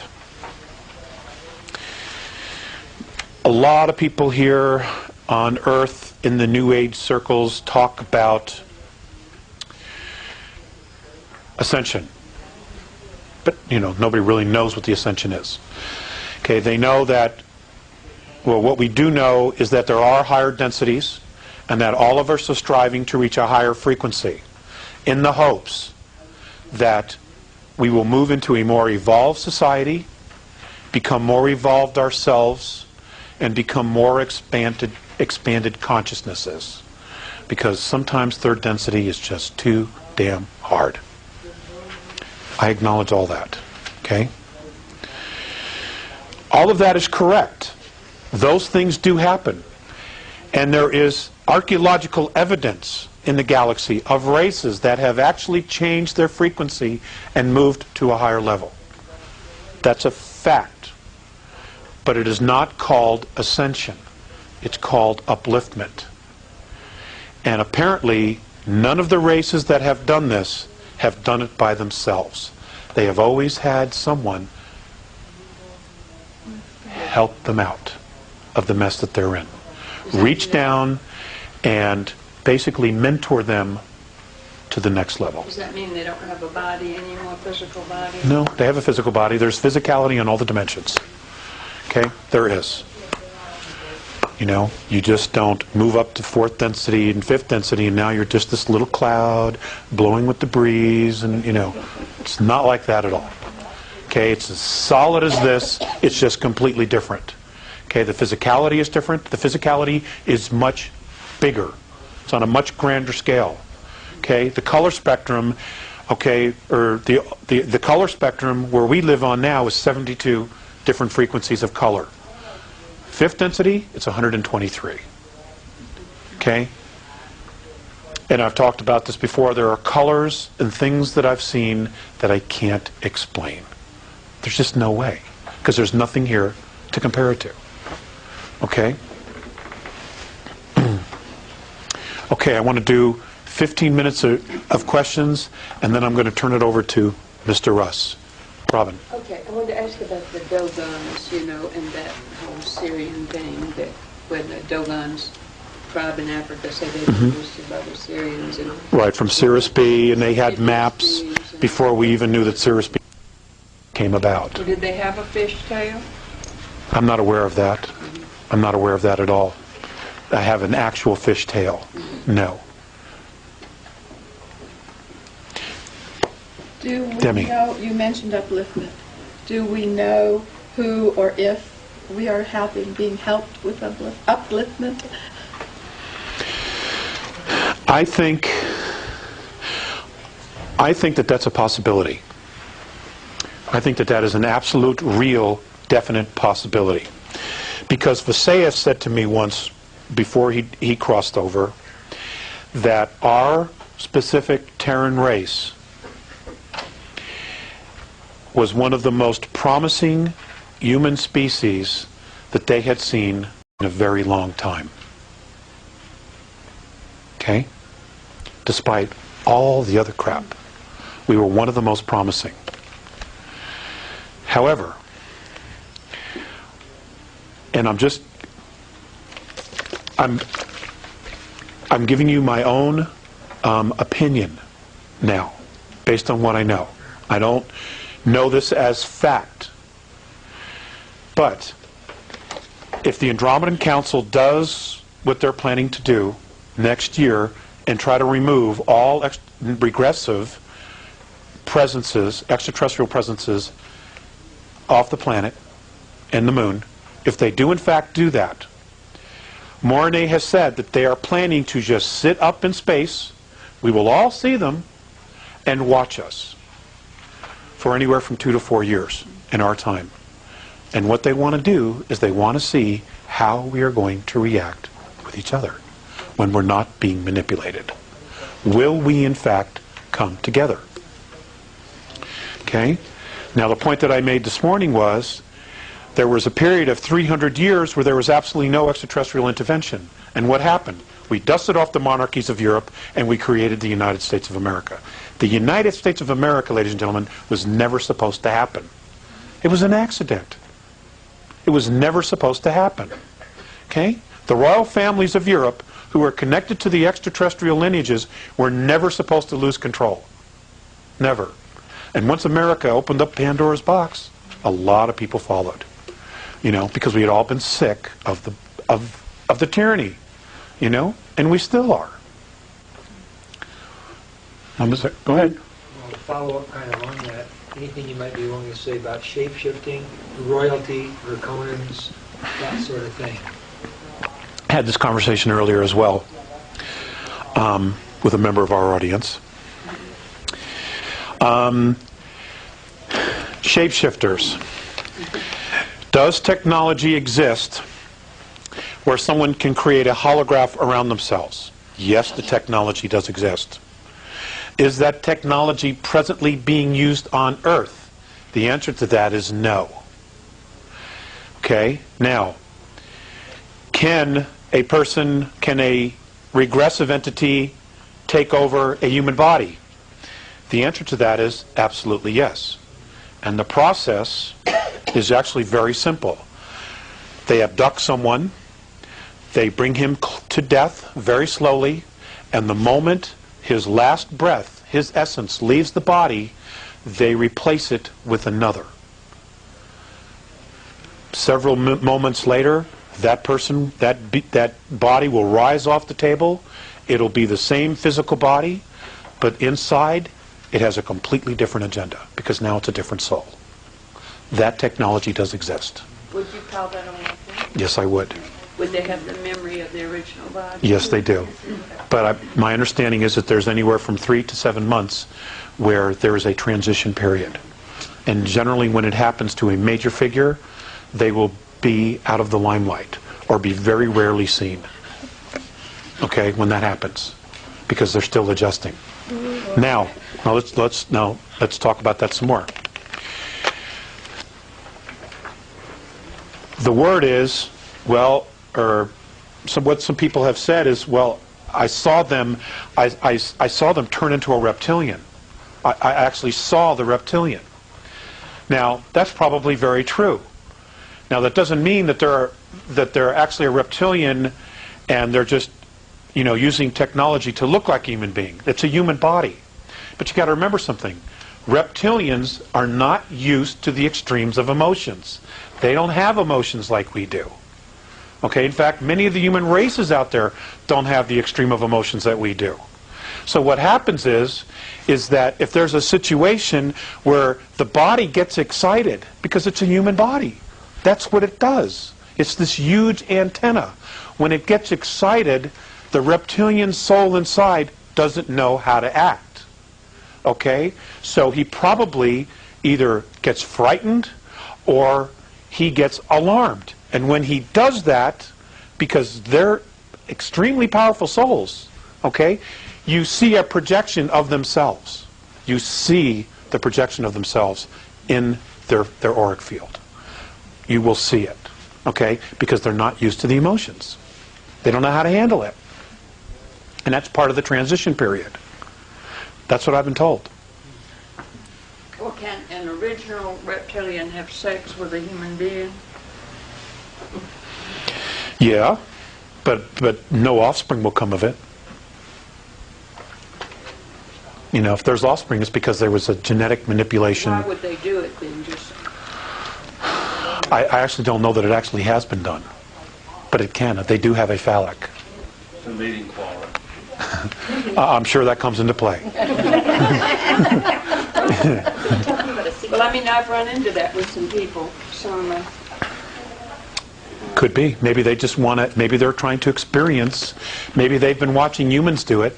They see the heightened emotion and passion and the rush that we get at that moment, and maybe they're trying to experience it themselves. Well, they say they are attracted to, you know, orgies and... Well, because of the emotion, right. Different races on Earth. Why? Are they different combinations of this 22 or what? Yes, they are. Yes, they are. Do you know what ones or what? I know some of them. I know some of them. But I'm not prepared to talk about that tonight. But we will do it really, really soon. I promise within probably 4 weeks it'll be up on the website. Okay? So that, you know, I'm extremely motivated to create a scorecard. Okay? So that everybody knows who everybody is. Especially if this thing is coming down. We need to know. Or at least the information needs to be available. Those who want to know will find it. Alex, you don't have to answer this if you don't want to, but are the Caucasians all from one strain, or are we a mixture? We're a mixture as well. We all are. We're all a Heinz 57 with a moderate to good temperament when we're left alone and not provoked.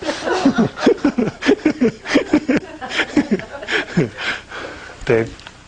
When they remove the regressives, that must mean Washington's going to be 9 on the empty, but Is there some suggestion? I hope you don't have a problem with that. is there some suggestion how we can take the planet back? It's going to be handed to us. But what we do with it after that will be entirely our responsibility. We will be handed back the planet. I know for a fact that discussions of a download of all of humanity is being talked about, where everybody is given exactly the same data of who we are, where we're from, who these beings were, and how we've been manipulated. They're going to basically say, okay, here's the truth. And I don't know how many people are going to be able to handle it. If that happens, they've talked about it. I know that there will be some contact of some sort after the extraction occurs. Then they're going to withdraw, and they're going to watch us.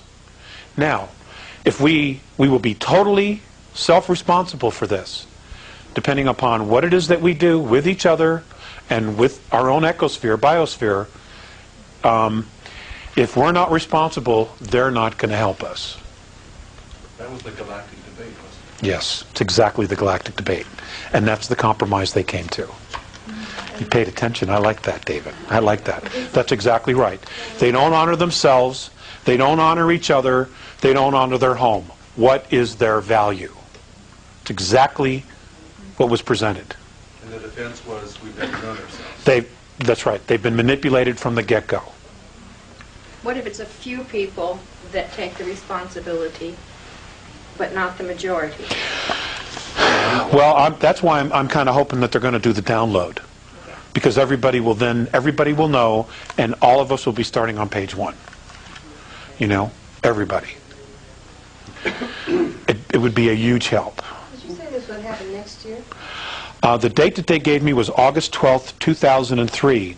Now, the reason they've given me that date and that specific day, and I didn't know about this till a couple of years ago, why that date, was, remember the Philadelphia experiment? When they sent the Eldridge through time and they ripped a hole in time? Well, they created a portal that was never supposed to be there. Some of the regressive races that are here and that have been in other places in the galaxy were sucked in through that time hole, and they're literally out of their own time. And the idea is to round them up and literally say, okay, we are either going to take care of you here and now, or you're going to be allowed to go back through that hole. Because it opens on that day. So that's 60 years, is it 60 years? Is that what that is? Mm-hmm. I believe it's 60-something years. Was it on August the 12th? Oh, yeah, August the 12th. So it's Uh-huh. 2 days. Yep. So when that hole opens, they're going to have the opportunity to go back to their time to where they belong. Okay?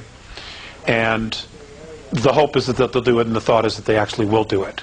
Once that hole closes, there are apparently galactic races that have been recruited from outside our galaxy who know how to fix it. And they're already here, apparently. And as soon as that hole closes, they're going to seal it forever. so that it never happens again. It doesn't open again. Because it didn't cause problems just for us. It caused problems for everybody. Everybody. Because it created a bridge between two different times. So what will we experience on that? That's a great question. That's a really, really great question. And Marilyn, I have absolutely no idea. I have absolutely no idea. All I can tell you is that unless I hear otherwise, I will be taking that day off of work. If it's been postponed, I'll go to work. If I haven't heard any change in the schedule, I will be not going to work that day. It's a sick day. Apparently. Now, is there any correlation between this event and the approaching of Planet X? That's a great question, too. Planet X. 2 years ago, and I'm on the record as putting this on the website, the Nibiruan, a portion of the Nibiruan family, the Enki line, approached the Andromedan Council and asked for permission to enter our solar system to retrieve mining equipment, okay, and other materials that they had left behind when they left here.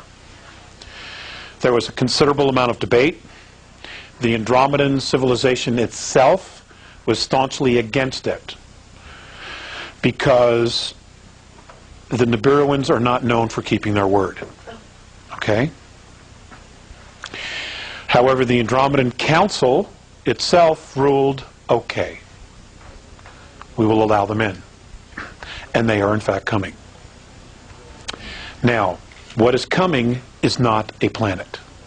It is in fact an intelligently guided planetary-sized craft. Okay? It can maneuver, it can change direction, it can come and go anywhere it wants. All right? It is not in an orbit, like we've been taught. Okay? It is not. So if it's a That spaceship, it is a spaceship. It's just a very big one. it's not gonna. Well, it can hurt us. You know, if it comes too close to too close to us, its field will in fact cause a lot of problems here. But at the same time, what? Is as big as they say, 4 times as big as... Oh yeah, sure. Oh yeah. There are motherships. The Andromedans have told me of races that have mother craft from the Andromedan galaxy that are twice the size of Jupiter, that house over 1 billion beings on it. That's amazing. I can't imagine being stuck with the same people. Well, let me just finish with the Nibiru thing. Okay? So they're coming. What's going to happen? I have no idea. I can honestly tell you this, though. The Andromedans expect them to not keep their word, to just do, to just pick up their mining materials. Okay? Much of that mining materials are in the rings of Saturn, for the record. Okay? And Mikey, I know, will address that issue, because he's got some information he wants to share from his own sources. Okay? So, another question? A couple more questions, and then we're going to stop. The regressives? It's entirely up to you, Mike. It's your gig. You said the removal of all regressives. Regressives. I mean, hybrids, etc. Yes, ma'am. Yes, ma'am. Now, let's talk. That's a great. You made me think of something that I hadn't put in there. Okay. Now, exactly what is a regressive? How do they know who is a regressive extraterrestrial or hybrid? Okay. The Andromedans monitor when they start, and they come in, send in their teams to start studying a planet, a race, for induction, for mentoring. What they do is they monitor their chains of thoughts. Okay? And it is by their chains of thoughts that they can tell who's evolved, who's regressive, who's benevolent, who's empathetic, etc., etc., etc., by the chains of thoughts. They have technology that literally, it's not like it's more than just a picture of a brainwave. Okay? It's like a photocopier. Okay? It literally, you take a brainwave and creates a picture of an intent and of a thought. And if they see a chain of thought that's very regressive, they're marked. And they know exactly. They know exactly where they are and who they are on this planet. They know exactly. There's regressive. You know, and they're not the only ones. There are other races that are part of the council. You know, there's 38 different races in our solar system and just outside of it right now. Okay? And they're all sharing data. And they're just waiting to find out what's going to happen here, to get the go. Would the regressives include humans who are regressive too? Yes, yes it would. Absolutely. Uh-huh. That's not anything to do with your percentage reptilian or anything else. It's a lot of other things. Like It's a lot of other things. Like a Hitler would be But considered a regressive. he would be considered aggressive, but is he a walk-in? If he's not a walk-in, he stays. We'll have to deal with him. If he's a walk-in, he's out of here. Okay, because he's not the soul. He is not the birth soul. Okay? Okay, are we all clear on that? What's that? Many of them are walk-ins. You know? Many of them are walk-ins. Yeah. There is one family, and I've been told not to say because it would get me in a lot of trouble, but I'm going to tell you the circumstances. There is one family where the children are birthed of the line, okay, and when the child reaches 3 years of age, the exchange takes place. Yes. Now, this same family, okay, is basically used as a carrier. They're not the actual genetic lineage, but they have been propped up to be the genetic lineage. Wouldn't start with a B, would it? Do you follow what I'm saying? Okay. Wow. So they're not actual lineage, but they've been assumed to be? They've been propped up to be the actual lineage because that's the lineage that this particular race has chosen to walk into. Been used for breeding purposes. Breeding purposes. Thank you. I just didn't want to come right out and say that. It gives me the creeps. Some of the Illuminati will be removed, some will not be removed. The walk-ins will be removed. The actual alien genetics beings will be removed. If they are in fact true Terrans and they're just sons of bitches, we're stuck with them. Okay? Because that's our race. The fact that they have a mental psychosis is not a problem that the extraterrestrials, that the Andromeda Council wants to deal with. You know, we need to deal with that. We need to take responsibility for our own race. Okay? And again, it goes back to the traditions. Okay? The actions of an individual are a reflection on the clan and the species. Okay? And that's what they live by. You know, and there's going to be a big curve, learning curve for us. Big. If this all goes down the way it might go down. I honestly don't know. You know? Yes, Sandy. Have they already Okay, Michael, got a couple minutes. people marked? I mean, some way that they've got them. Are they already studying the regressives from the ones that are going to stay? Is there going to be some sort of a mark on people? Yes, it has. And it's already taking place? Yes. Okay. It hasn't already taken place. But they know exactly who is leaving, and they know exactly where they are. But there isn't a mark that somehow... Like what kind of a mark? They don't need a mark or anything like that. They got the brain waves. Yeah, okay. They've got their thoughts. Okay? What they do is they plug it in. They have their own type of satellite machinery. Okay? And they plug in this brainwave frequency. And their computers, which are incredible, monitor every move they make. And they're recording every thought and every action that they make. And they will answer for it. They will absolutely answer for it. Alex, would you think that... 2 more questions and then I'm going to retire. Would you think that those that are in this room and other rooms similar that you're talking to, that the reason for it is being that we will be there to possibly help with the transition? Because I would we think know so. that ahead of time? I would think so. Absolutely would think so. Got to learn the transition first. Right. This is what Right. he's telling us what we need to learn how to stay. I don't know what she means by transition. The removal You mean of to the help the people that are staying? No, when we find out about, when we're given all of the downloaded information as to... People are not going to know how to process it.